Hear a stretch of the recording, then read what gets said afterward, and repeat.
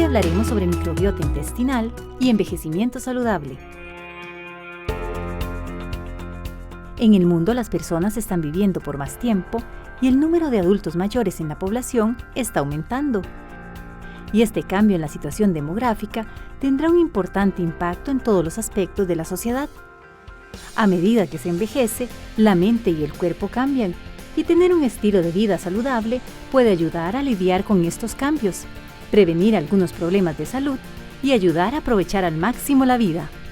Por ello, se hace urgente atender las necesidades de esta población para garantizar el bienestar de la persona adulta mayor y su interacción con el entorno físico, social y político. Ya que no se trata solo de vivir por más años, sino también de disfrutar de una calidad de vida adecuada y de continuar participando de manera activa en la vida social y familiar. Para conversar más sobre este tema, nos acompaña el doctor Adrián Pinto Tomás, docente catedrático del Departamento de Bioquímica de la Escuela de Medicina e investigador del Centro de Investigación en Estructuras Microscópicas, CIEMIC, de la Universidad de Costa Rica. Adrián, sea nuevamente muy bienvenido a Conciencia. Hace 11 años, aproximadamente, un poquito más de 11 años, iniciamos con este gran proyecto de conciencia, de divulgar la ciencia que se hace en las instituciones públicas. En aquel momento era la Universidad de Costa Rica, después universidades públicas, después instituciones públicas. Y usted fue el primer invitado que tuvimos en Conciencia. De tal forma que hace 11 años usted hizo el programa número 1 y hoy estamos haciendo el programa 500. Como científico, ¿qué significa esto en términos de la importancia que tenemos que hacer divulgación de la ciencia, Adrián? Y muchas gracias. Muchas gracias a usted, un saludo para las personas que nos ven. Para mí es un gran honor, un gran orgullo. Recuerdo con mucho cariño ese primer programa. Yo acababa de regresar de mis estudios doctorales y estaba empezando a consolidar un programa de investigación con las hormigas sonpopas. Gracias a Dios y al apoyo que he tenido, muchos apoyos clave, logré desarrollar ese programa y expandir un poco las investigaciones. Ya tenemos decenas de tesis, artículos, resultados muy concretos, patentes que surgieron a partir de esos primeros esfuerzos. Y es importantísima la divulgación. Uno de los temas que a mí me preocupa mucho es esas oportunidades que yo tuve hace una década que han desaparecido. Cuestiones como el fondo de incentivos que tenía el Ministerio de Ciencia y Tecnología, ya esas oportunidades no existen. Entonces yo fui muy afortunado, soy muy afortunado, pero por eso tan importante la divulgación, lo que usted señala, para que el país, la sociedad conozca la importancia de la ciencia y continúe invirtiendo en ella, porque es una inversión para mejorar la calidad de vida de todos, de todas y todos, de todas las personas. Adrián, ya se lo dijo, hablamos de hormigas sonpopas en aquel momento. ¿Qué ha ocurrido con la investigación 11 años después? A ver si nos hace un breve resumen. Sí, claro, la batalla continúa. Las sonpopas son un enemigo formidable, millones de hormigas en un sonpopero, y continuamos la línea de control biológico. Lo que estamos haciendo ahorita es incluyendo inhibidores genéticos, es decir, tratando de apagar la respuesta de las hormigas hacia el cebo, hacia el producto para controlarlas. Pero también en esta década, más de una década, hemos aprendido la importancia del control mecánico. Esto es, cuando las colonias están jóvenes, uno va, las escarba, retira a la reina y esa colonia se controló al 100%. Ahí no hay fallo. Usted elimina a la reina, la colonia hasta ahí llegó. Y ya tenemos ejemplos varios de personas que han creído en esta estrategia y han logrado manejar la población, lograr un equilibrio y mejorar su producción. Lo más fácil y sencillo que hace la gente es aplicar químicos. Y lo vi recientemente. Esto es algo alternativo y obviamente muchísimo más saludable para el ambiente. Correcto. Las alternativas que nosotros proponemos no son químicas. Y el asunto con el sonpopero, ¿verdad?, esas colonias gigantes, es que están hechas para que no se inunden. Entonces tienen túneles de escapes y fugas. Por eso es que nunca se le debe echar gasolina. Usted le echa una gasolina a un sonpopero, le prende fuego y no sabe si se va a terminar quemando usted o su propiedad. nunca incendiarlas. He visto canfín, he visto aceite quemado, Sí, he visto un montón de alternativas que utiliza la gente. Exacto. Porque genera un problema a los cultivos. Sí, es terrible. Eso lo entendemos claramente. Claramente. Entonces el insecticida se tiende a aplicar un exceso y eso termina también dañando al ecosistema. Pero definitivamente estamos conscientes de la importancia del problema. De hecho, el problema se expande. La semana pasada, en el proyecto que tenemos ahora con colegas de agronomía, estuvimos en la zona de Cotobruz, que es una zona donde cambia el clima, se hace más caliente y las zompopas empiezan a causar aún más problemas. Entonces, claramente, continuamos al pie del cañón en la batalla para lograr un control efectivo y que no daña el ambiente. Actualmente usted está realizando estudios, investigaciones con microbiota intestinal. Coméntenos de esa línea de investigación actual. Muy bien. Bueno, como le comentaba, una vez que el grupo se pudo consolidar, yo soy docente en la Escuela de Medicina y teníamos la necesidad en la escuela de tener más proyectos. Y como nosotros estudiamos los microbios de la naturaleza, los que no causan enfermedad, pues el tema de microbioma humano era como el tema natural para nosotros, porque el cuerpo humano, nosotros, somos un ecosistema. De hecho, solo en nuestro intestino hay más bacterias que personas sobre la Tierra. Somos todo un ecosistema. Es más, somos el mundo para ellas. Es importante cuando uno se siente solo, ¿verdad? Yo soy el universo de mis bacterias. Uno. Exacto. Nunca estamos solos. Y ese tema no se ha desarrollado tanto en Costa Rica, porque acá hay una gran tradición de investigación en microbiología, pero microbiología clínica. Entonces, no somos los únicos, pero en años recientes ya empiezan a aparecer estos proyectos con las bacterias benéficas del organismo. Hablemos casualmente de beneficios que obtenemos de esos estudios. ¿Por qué son importantes realizarlos? ¿Qué información vamos a obtener a partir de estas líneas de investigación? Bueno, el término microbiota se refiere a todas las bacterias, los microbios que viven con nosotros, pero también existe el término microbioma.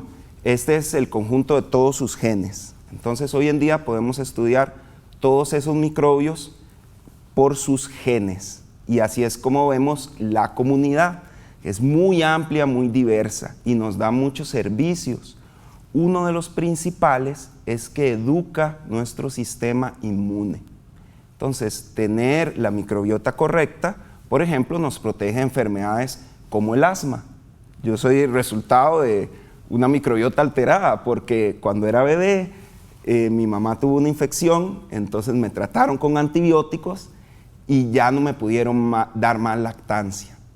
El perderle esa microbiota en los primeros años de vida, ahora se sabe muy claramente que es causa de asma.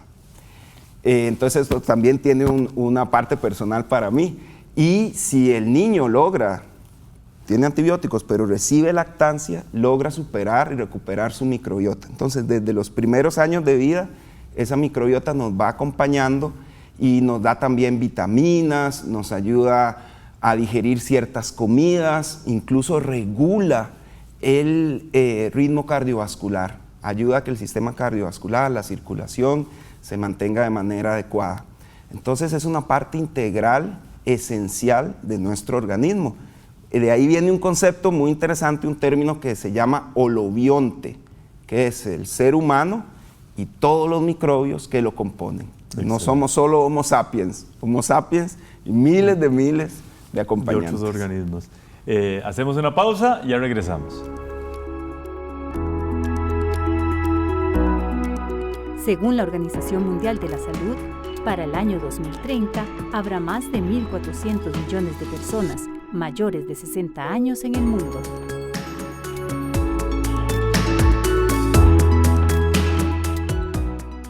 Gracias por continuar con nosotros. Estamos hablando con el doctor Adrián Pinto Tomás, quien es docente e investigador de la Escuela de Medicina e investigador en el Centro de Investigación en Estructuras Microscópicas de la Universidad de Costa Rica. Hablamos sobre la microbiota intestinal y sus relaciones con el envejecimiento. Antes de esto, de preguntarle sobre esa relación, A ver si nos comenta sobre las alteraciones y consecuencias de los efectos de la disbiosis. ¿Qué entendemos por disbiosis, Adrián? Muchas gracias, excelente pregunta. La disbiosis se refiere al estado de alteración de la microbiota. Cuando la microbiota y el organismo están en equilibrio, hablamos de eubiosis. Siempre un sistema estable. Cuando ese sistema se desbalancea, se pierden grupos clave, entonces ahí hablamos de disbiosis.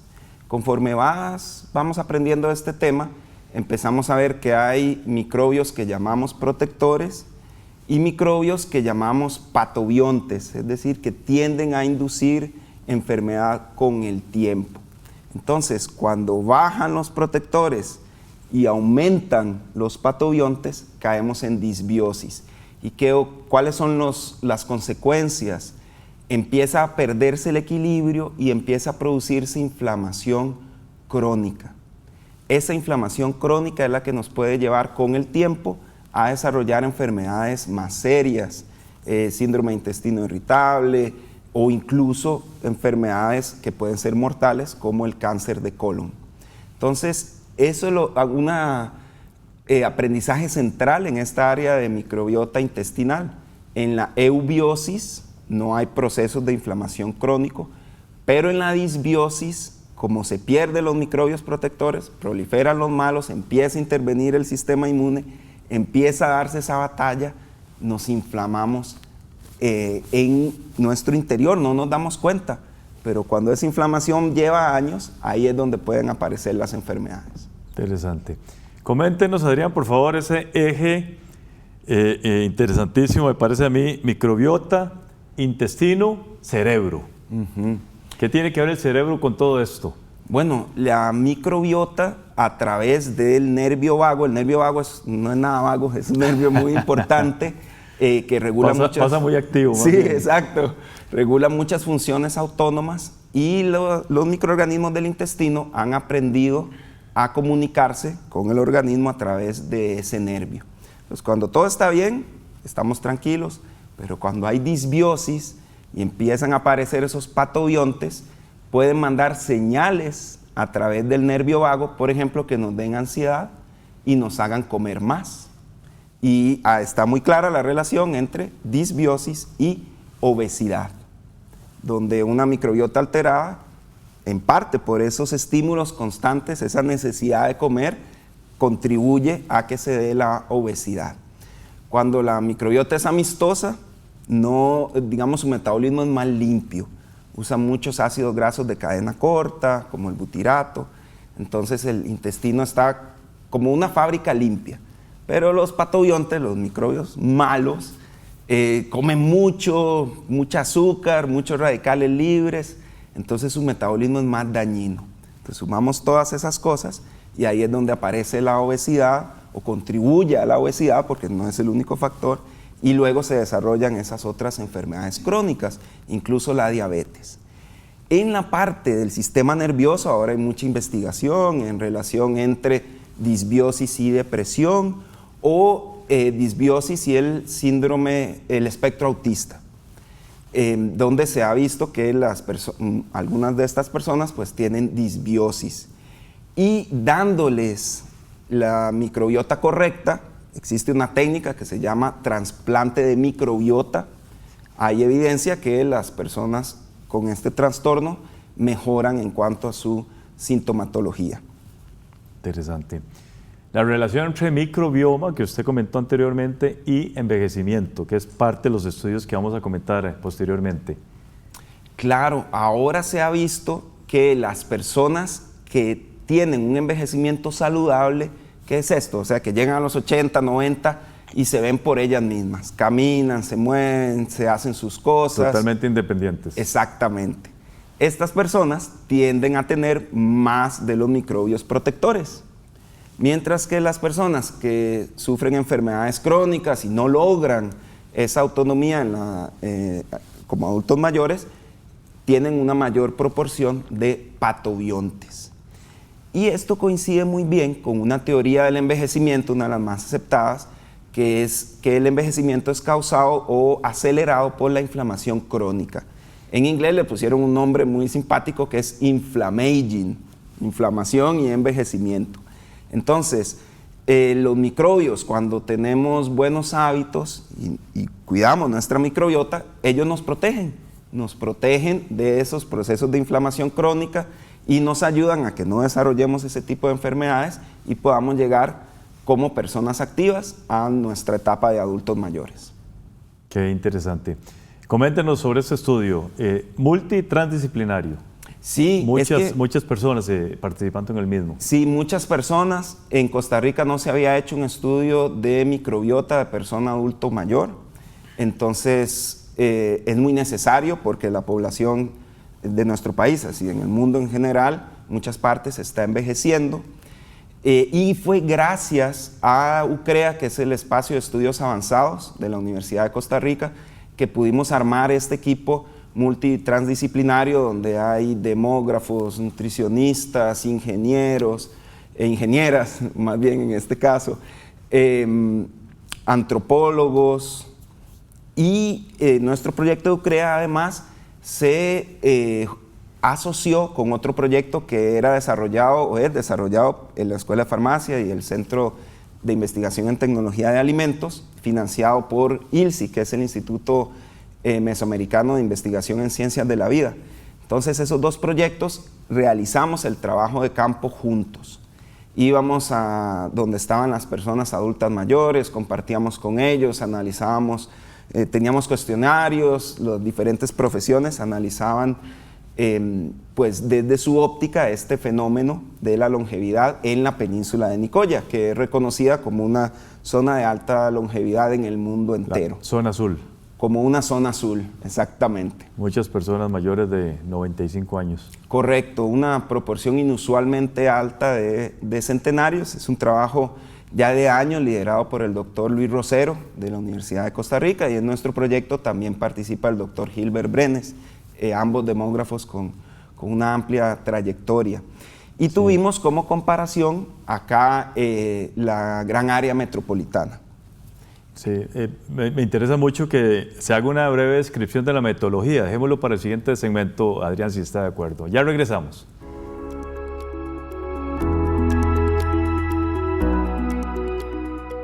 La Asamblea General de las Naciones Unidas declaró el periodo 2021-2030 como la década del envejecimiento saludable y pidió a la Organización Mundial de la Salud que lidere su puesta en práctica. Muchas gracias por continuar con nosotros. Estamos hablando con el doctor Adrián Pinto Tomás, investigador y docente de la Escuela de Medicina y del Centro de Investigación en Estructuras Microscópicas de la Universidad de Costa Rica. Lo interrumpí en el segmento anterior cuando usted iba a comenzar a darnos una breve descripción de la metodología. Sí, bueno, el trabajo de campo se hizo en el 2019 en Nicoya. Entonces allá visitamos 100 personas mayores de 80 años, de ellos 29 eran personas centenarias, y de las personas centenarias también visitamos a sus hijos y nietos. Luego, como comparación, en el 2020 trabajamos en la GAM, pero tal vez todos recuerdan qué pasó en el 2020, ¿verdad? En marzo. Inolvidable. Todo se cerró. Nos mandaron para las casas. Exacto. Nosotros tuvimos la fortuna de contar con el apoyo de centros diurnos de acá de la meseta central, y gracias a ellos pudimos obtener una población de 79 personas acá de la GAM para comparar ambas 179 personas mayores de 80 años. Correcto, 179 mayores de 80 y como 60 familiares de centenarios, 30 hijos y 30 nietos de Nicoya. ¿Con qué tipo de muestra trabajaban? Con muestras de heces. Esa es una gran ventaja de la microbiota intestinal. No es invasivo. No es invasivo. Nosotros, muy importante, teníamos un kit que le facilita mucho a la persona, un aparatito para poner en el excusado y depositar la muestra sin ningún problema. Y pasábamos tempranito por la muestra y la procesábamos el mismo día para garantizar la estabilidad del material genético y también de las bacterias que luego íbamos a cultivar, a aislar, para buscar posibles probióticos. Extraordinario trabajo de campo, Adrián. Sí, muy interesante. Nada sencillo. ¿Qué tal la recepción de las personas participantes? Es muy bonito poder convivir con ellos. Una de las, y la comparación con la GAM es muy dramático. En la GAM intentamos un sistema similar, que era visitarlos en sus casas, y es imposible porque el adulto mayor por lo general está solo. Mientras que allá en la península de Nicoya nunca vimos más bien un adulto mayor que estuviera solo. Ese grupo de apoyo es muy presente. Incluso ellos muchos comparten una propiedad con sus descendientes y tienen un patio central donde comparten el café, etc. Y es que en todo esto de la teoría sobre qué se debe hacer para envejecer bien, pues en estos lugares están presentes, ¿verdad? Mucha actividad física, comida muy variada de muchas cosas, muy naturales, ritmos circadianos muy establecidos, se acuestan temprano, pero se levantan muy temprano, pasan mucho tiempo afuera. Y socializan muchísimo. Correcto. Ellos sienten... Siempre están acompañados. Exacto, y se sienten apreciados. Apreciados, saben que hay orgullo por su presencia en la comunidad. Y otra diferencia abismal es el tema de la seguridad. ¿Verdad? En Guanacaste le abren a uno las puertas, bueno, en zonas rurales le abren a uno las puertas, en San José se las cierran. Así fue nuestra experiencia. Fue gracias a los centros diurnos, que es un programa maravilloso, que lo logramos. Pero eso es algo también de mucha reflexión, porque pasa mucho en las ciudades, que nuestros adultos mayores están solitas o solitos, y es una de esas cosas que contribuye, no solo afecta la microbiota, pero afectan otras muchísimas partes de la persona, que hace que se acelere el envejecimiento. Ustedes pasaban en las mañanas, recogían las heces, ¿qué sigue? Íbamos al hospital, que nos abrieron las puertas en el hospital de la anexión para procesarlas, ver que estuvieran sanas, porque eso es muy importante. Si había algún síntoma, la muestra no se procesaba. Y congelarlas en nitrógeno líquido en las primeras horas, así como ese que está humeante y todo, porque eso es lo que nos permite preservar las bacterias que podrían ser probióticos para cultivarlas después. ¿Resultados? Bueno, hemos visto a partir del ADN que en efecto el microbioma de estas personas centenarias es muy especial, es muy diverso, lo cual no es común. Eso es igual que en biología, ¿verdad? Un ecosistema diverso es más resiliente, es más fuerte. Entonces sí es especial el microbioma de estas personas. También vimos una alta abundancia de taxa protectores, es decir, de estas bacterias que reducen la inflamación, que mantienen un buen funcionamiento del sistema inmune. Entre ellas algunas que ya se han asociado con el envejecimiento saludable. Por ejemplo, una que se hizo muy famosa, que se llama Akkermansia.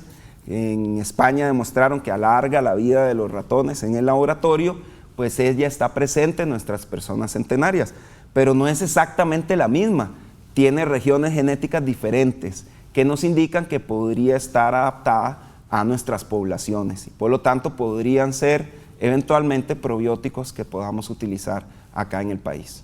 Lecciones aprendidas de toda esta experiencia, Adrián, ¿cómo utilizar toda esta información que ustedes tienen para calidad de vida para nuestro adulto mayor? Sí, bueno, nosotros llamamos los 4 pilares del envejecimiento saludable.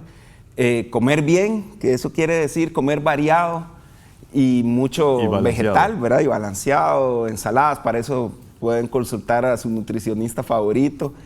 Hacer ejercicio, la actividad física. Dormir bien es muy importante, el sueño y ojalá a las mismas horas, y finalmente el acompañamiento.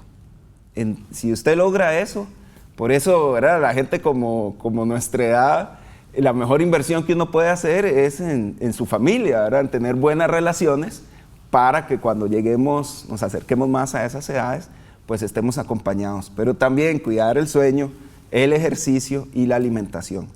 Si logramos esas 4 cosas, vamos a cuidar a nuestros microbios y ellos nos van a cuidar a nosotros. Excelente mensaje. Muchas gracias, Adrián. Le agradecemos su participación. Bueno, ha estado en otros programas, pero en el número 1 y en el número 500. Sí, es un gran honor para mí. El agradecimiento obviamente no es coincidencia. Eso lo hicimos intencionalmente, así que le agradecemos muchísimo. Muchas gracias a usted, a todo el equipo de Conciencia por esta labor tan importante y a todas las personas que nos ven. por esa atención que nos prestan y esa ayuda que nos dan a divulgar nuestro mensaje. Muchísimas gracias, Adrián, y muchos éxitos, desde luego. Gracias a todas y todos ustedes. Continúen con la programación de Canal 15 UCR, no sin antes ver nuestra sección de conceptos. Hola, nos encontramos de nuevo en este segmento que hemos llamado Conceptos. Soy Catalina Lao y voy a definir lo que dijo nuestro invitado aquí. La muestra no se procesaba y congelarlas en nitrógeno líquido en las primeras horas. Cuando hablamos de nitrógeno líquido, estamos hablando de nitrógeno como elemento químico puro en su estado líquido. Es un químico extremadamente frío con una temperatura aproximada de menos 200 grados centígrados que sirve para congelar de manera inmediata distintas sustancias o productos. Sus aplicaciones son muy diversas, desde la cocina y la industria hasta la medicina y la investigación. Pero también el investigador nos dijo: entre ellas algunas que ya se han asociado con el envejecimiento saludable. Por ejemplo, una que se hizo muy famosa que se llama Akkermansia. Akkermansia es una bacteria que se encuentra de manera natural en la flora intestinal que no requiere oxígeno. Esta bacteria es una aliada del organismo, ya que ayuda a fortalecer la capa externa del intestino, la cual funciona como un filtro que absorbe nutrientes y no deja pasar toxinas o moléculas nocivas al organismo. Esto fue Conceptos. Les invito a acompañarnos en el próximo programa de Conciencia para seguir definiendo más palabras. No olviden visitar nuestras páginas de Facebook y YouTube. Hasta la próxima.